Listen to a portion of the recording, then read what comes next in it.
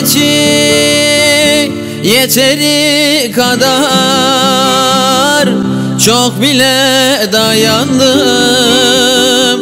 bugüne kadar. Bu aşkın sonu yok ölene kadar, bırakmam peşini yar sen benimsin. Koptum bu gece, tutmayın beni, ölüm korkutmuyor seven kalbimi. Koptum bu gece, tutmayın beni,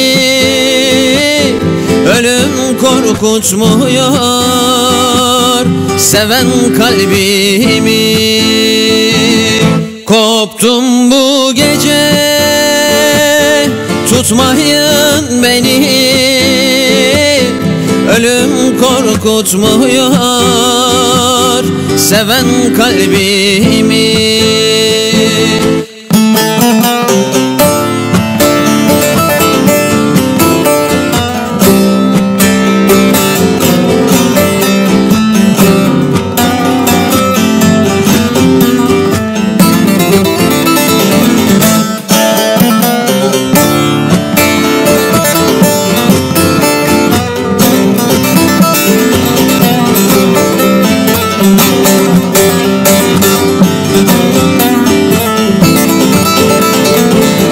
Gidişinler gün bunalımdayım,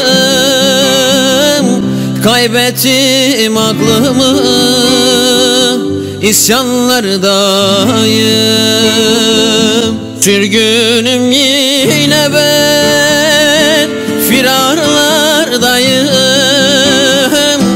tutukluyum sende yar sen benimsin. Koptum bu gece, tutmayın beni,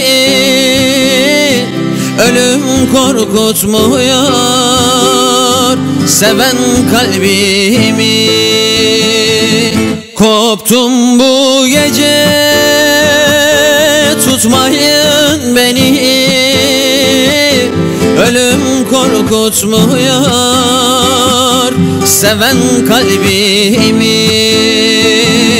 Koptum bu gece, tutmayın beni, ölüm korkutmuyor seven kalbimi.